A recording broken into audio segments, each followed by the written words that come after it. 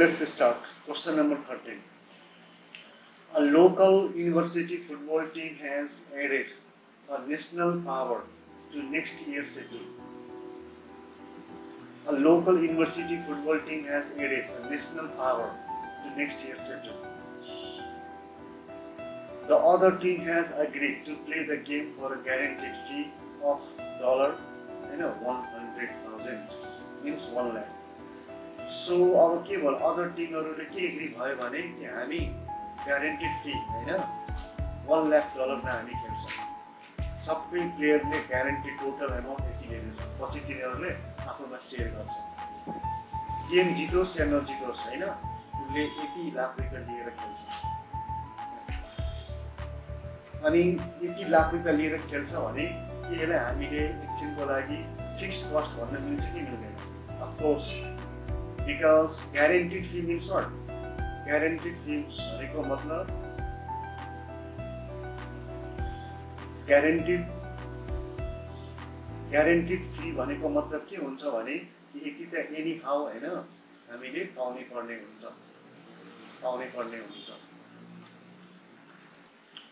So हेर त यहाँ फिक्स्ड कस्ट हाम्रो कति छ भने 1 लाख रुपैयाँ छ र त्यसपछि के भन्छ plus 25% of gate receipt. What is the meaning of get receipt? Get receipt भनेको टिकट रेट. एउटा हैन टिकट कतिको टिकट छ 500,000 कतिको टिकट छ जतिको टिकट प्राइस हुन्छ नि त्यसको 25% पनि हैन लिन्छ, चार्ज गर्छ. 1 lakh this is the minimum fee हैन. सरी 1 लाख त हामीले नै पर्यो र 1 लाख पछि नि हैन 1 लाख त भ्यारिएबल फिक्स कस्ट जस्तै भयो र 25% of gate receipt. Gate receipt भनेको जुन सेलिङ प्राइस हुन्छ नि टिकटको, गेट रिसिप्ट भनेको टिकटको जुन प्राइस हुन्छ त्यसको 25% पनि चार्ज गर्छ. यो त हाम्रो भ्यारिएबल कस्ट हो. Assume the ticket price is $12. अब हामीले टिकट प्राइस हामीलाई $12 छ. What does this mean? This simply means that each ticket is sold for $12. So this is get receipt $12. Number 8, determine the number of tickets which must be sold. So हामीले के भन्छ भने टिकटको संख्या निकाल्दैन. Determine the number of tickets which must be sold to recover the 1 lakh guaranteed हैन $1 lakh guaranteed. भनेको कति टिकट हामी बेच्छौं ताकि हामीले कम्तीमा नि 1 लाख रुपैयाँ फिक्स कस्ट हामीले ग्यारेन्टी गर्न पाऊँ. $1 लाख त आओस् क्या भन्नु. सो $1 लाख आउनुको मतलब बुझ्यौ यो त हाम्रो ब्रेक इभन जस्तै भयो. सर कसरी किन 1 लाख त दिनै पर्ने भयो हेर 1 लाख त हाम्रो कस्टै भइहाल्यो हैन. सो अब 1 लाख जेनेरेट गर्नको लागि त हामीले कति टिकट बेच्नु पर्छ त्यो कुरा. सो भनेको मतलब कति टिकट बेच्ने ताकि हामीले 1 लाख हाम्रो जेनेरेट हुन सकोस्. सबभन्दा पहिले हामीले के दिएको थियो कि टिम केमा एग्री भएको छ भने हामी गेम खेल्दैछौँ हैन $1 लाख हामी ग्यारेन्टेड फी चार्ज गर्छौँ. ग्यारेन्टी फी भनेको even if you lose the game then we must pay us हैन $1 लाख. त्यति भयो. $1 लाख त ग्यारेन्टेड फी लिन चाहन्छ. And then after also charge 25% of gate receipt. Gate receipt भनेको टिकटलाई भनिन्छ. सो टिकट प्राइस जति हुन्छ नि त्यसको 25% हैन टिमले लिन्छ, टिम मेम्बरले नै लिनु पर्यो र बाँकी 75 कसले चार्ज गर्छ भने जो गेम खेलाउने हुन्छ नि कन्ट्र्याक्टर उसको खल्तीमा जान्छ. And now the assume the ticket price is $12 भनेको छ. Determine the number of ticket which must be sold to cover $1 lakh guarantee. So 1 lakh guaranteed amount हामीले ल्याउन चाहन्छौँ.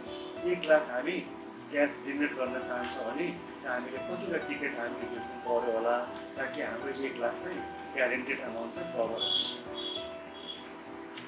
अब हेर त सबैजना. सो यति गरिसकेपछि नि अब हामी के गरौँ भने पहिला फर्स्ट यहाँ धेरै रिक्वायरमेन्टहरू छ कि therefore I intentionally I do not want to read all the requirements right now because reading will waste our time. So I have decided first of all let's solve question number 8 and then we shall read the another requirement. Okay. So हैन म directly solution सुरु गरेँ so first of all we are going to write information annual fix cost यहाँ annual नभनेर खालि fix cost भन्नु तर annual नै हो किनभने क्वेसनमा पनि एनुअल हेर त मिनी स्लाइडमा लेखेकै छ एन्ड नेक्स्ट इयर सेड्युल भनेको एनुअल यो 1 वर्षको ग्यारेन्टेड फी 1 लाख हो उसले जतिपल्ट खेलाओस् 1 सालमा जतिपल्ट म्याच गराओस् हैन उसले टोटल एमाउन्ट चाहिँ कति चार्ज गर्नेछ भने $1 lakh $1 lakh means you know 1 crore हेर So annual fixed cost $1 lakh. Variable cost per unit. So how it is variable cost? Variable cost कति हो?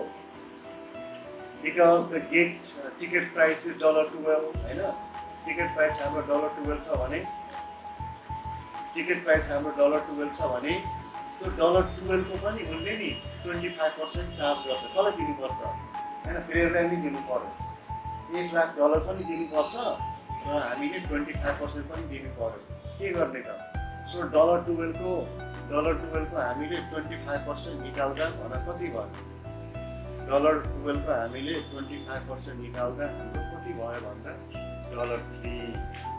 $3 हामीले जतिवटा टिकट बिक्री हुन्छ नि for every ticket $3 is to be paid to the team member.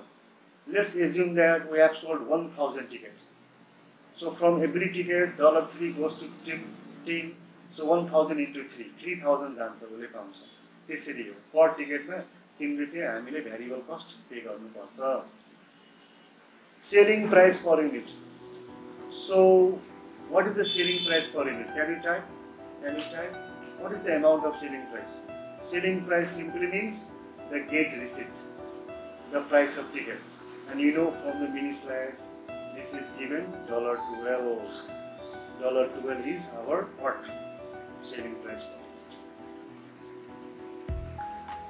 And अब हामीले के भन्नु छ अब पहिला हामीले के निकाल्नु छ भन्दै determine the number of tickets. So we are required to find the number of tickets and therefore let x be the number of tickets to be sold.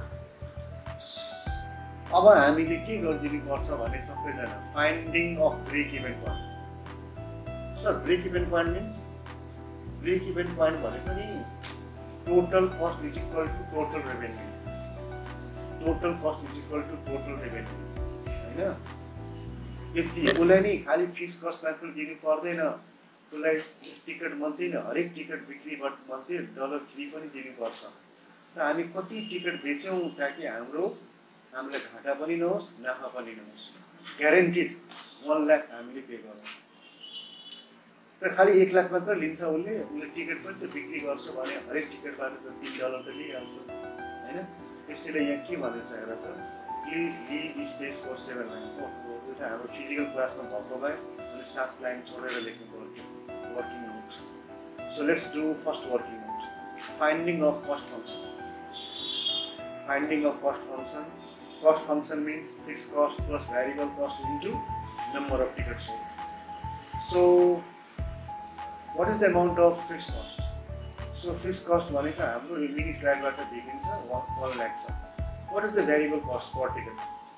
$3 and into x. So 1 lakh plus 3x. ये हाम्रो के भयो भने total cost function. And now we have to find profit function. So profit function निकाल्नु छ भने what shall we do? Revenue minus cost function. So हामी revenue को ठाउँमा कति लेखिदियौ? P into x. P को भ्यालु त दिएकै छ हेर 12 selling price 12. So P into x 12x. र cost function त भर्खर निकाल्यौ 1 lakh plus 3x. अनि यसलाई सिम्प्लिफाई गर्नु अनि यसलाई सिम्प्लिफाई गर्दा नि हाम्रो profit function कति आयो भने मेरा cost function ये लेखेको आयो so 9x minus 1 lakh and this is our cost function ल हेर अनि यति हामीले गरिसकेपछि हैन अब हामी अगाडि हेरौँ अब ब्रेक इभन पोइन्टमा नि हामीले पाइको ठाउँमा 0 राख्यौं अनि यो निकालेको थियो प्रॉफिट फंक्सन कर निकाले वर्किङ नोट्स अनि यसलाई सोल्भ गर्दिनु अनि यसलाई सोल्भ गरिदिनु भने एक्सको भ्यालु कति निस्क्यो हेर त 1111 डिभाइड गर्दा 11,000 हैन। सो हामी के भन्दैन thus the break even point is 11,111 tickets. त्यसको मतलब यदि यति टिकट बेच्ने हो भने हाम्रो हैन जति पैसा आउँछ नि त्यो सब पैसा हामीले टिम मेम्बरलाई दिनुपर्छ। 1 लाख त ग्यारेन्टी दिन्छ, टिकट मात्रै पनि दिनुपर्छ। अनि this will cover annual fix cost 1 lakh. यसले गर्दा हाम्रो 1 लाख एनुअल फिक्स कस्ट पनि हाम्रो कभर भइन्छ। ओके, सो हेर त हामीसँग टाइम भनेको नि 2 मिनट मात्र बाँकी छ कि। सो तिमीले पहिला फटाफट स्क्रिनसट दिइहाल अनि टाइम बच्यो भने म फेरि भन्छु। ल हेर स्लाइड नम्बर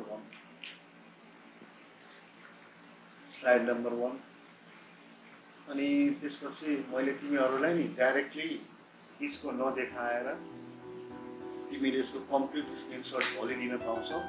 मैले म अरू नदेखाएर डाइरेक्टली हैन तिमीलाई हेर के रिक्वायरमेन्ट छ अहिले देखाइदिनु त हामीलाई यति रिक्वायरमेन्ट छ यो हामीले भोलि गर्ने र स्क्रिनसट दिएर फटाफट BCD अझै गर्दैछ है। सो नाउ फर्स्ट स्लाइड यो हो। नाउ फोर्थ स्लाइड त्यसपछि नाउ फोर्थ स्लाइड पछि फिफ्थ स्लाइड पछि सिक्स्थ स्लाइड